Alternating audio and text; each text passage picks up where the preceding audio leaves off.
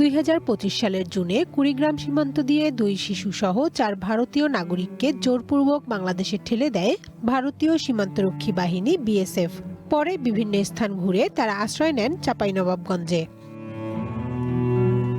খবর পেয়ে গত 20 আগস্ট শহরের আলীনগর এলাকা থেকে তাদের গ্রেপ্তার করে পুলিশ। অবৈধ অনুপ্রবেশের অভিযোগে মামলা দিয়ে আদালতের মাধ্যমে কারাগারে পাঠানো হয়। তবে 2 শিশু আসামির তালিকায় ছিল না।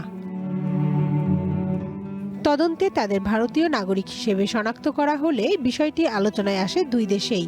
ভারতের সুপ্রিম কোর্ট তাদের ফিরিয়ে নেওয়ার নির্দেশ দিলেও নানা জটিলতায় সেই সিদ্ধান্ত এখনো বাস্তবায়ন হয়নি। লাইফে কোনো কিছুর গ্যারান্টি নাই, তাই ইন্স্যুরেন্স করুন সিটি ব্যাংকে, কারণ ইন্স্যুরেন্স করলে সিটিতে সুরক্ষা পাবেন নিশ্চিন্তে। বর্তমানে জামিনে মুক্ত হয়ে চাঁপাইনবাবগঞ্জের এক আত্মীয়ের বাসায় মানবতার জীবন কাটাচ্ছেন তারা।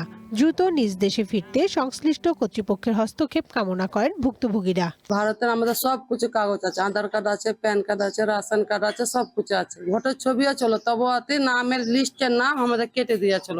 বিএসএফ জোর করে পুলিশিং পাঠিয়ে দেওয়া যায় বাংলাদেশে। আমরা চাই কি আমাদের ইন্ডিয়া আমাদেরকে वापसी ले ले। দীর্ঘদিন ধরে তাদের আশ্রয় ও দেখভালের দায়িত্ব পালন করতে গিয়ে বিপাকে পড়েছেন জামিনদার ফারুক হোসেন। আমি আজকে 6 মাস থেকে 4 জন মানুষকে রাখছি, তাদের ভরণ পোষণ, তাদের হলো যে বাড়ি ভাড়া সব কিছু আমি চালাচ্ছি।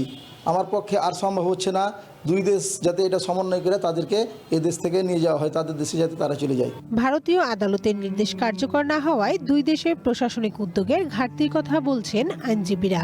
এখানে যেহেতু আইন আদালতের বিষয় রয়েছে, আদালতের আদেশ রয়েছে, ইন্ডিয়ান হাইকোর্টেরও আদেশ রয়েছে, সব মিলিয়ে তাদেরকে দ্রুত সে দেশে প্রত্যর্পণের ব্যবস্থা করা উচিত।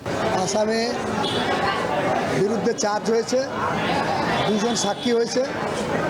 বিজ্ঞ সিনিয়র জুডিশিয়াল ম্যাজিস্ট্রেট তৃতীয় আদালতে মামলাটা বিচারাধীন আছে। পুশিনের শিকার ব্যক্তিদের যেন মানবাধিকার লঙ্ঘন না হয় সেই বিষয়ে লক্ষ্য রেখে 2 রাষ্ট্র ব্যবস্থা নেবে, এমনটাই প্রত্যাশা জেলা নাগরিক কমিটির। ইন্ডিয়ান গভর্নমেন্টের কাছে আশা করব যে মানবাধিকার লঙ্ঘন আর না করে আসুন এই রাষ্ট্রীয়ভাবে স্থানীয় প্রশাসন বিএসএফের মাধ্যমে এটির অতি দ্রুত সমস্যার সমাধান করা দরকার।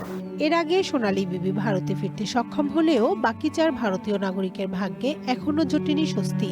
তাদের স্বজনদের প্রত্যাশা দ্রুত শেষ হবে অনিশ্চয়তা, তারা ফিরবেন নিজ জন্মভূমিতে। One national desk.